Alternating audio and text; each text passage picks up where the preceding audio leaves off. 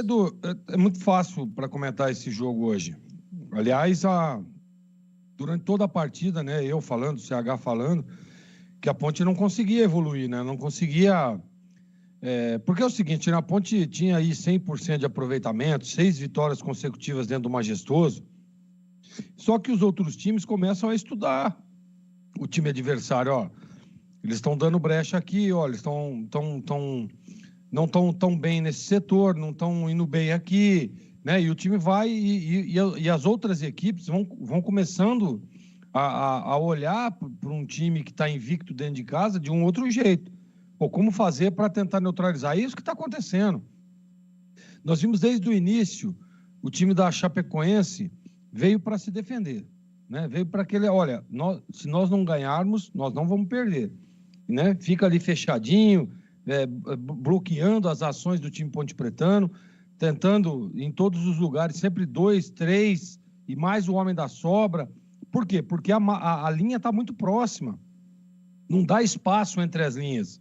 E aí dificulta, você começa a errar passe, começa a tentar fazer virada de jogo, e aí não tem tanta qualidade, né? Por isso que o torcedor disse, o Elvis está fazendo falta. Mas fez falta mesmo, porque é um jogador que pisa na bola, que tem uma metida de bola diferente, e estava faltando isso para a Ponte hoje. Ela não tinha, ela era ligação direta, né? E uma vez ou outra ali que ela tentava, você vê, o Gabriel Novaes não pegou na bola, né? O Renato muito menos.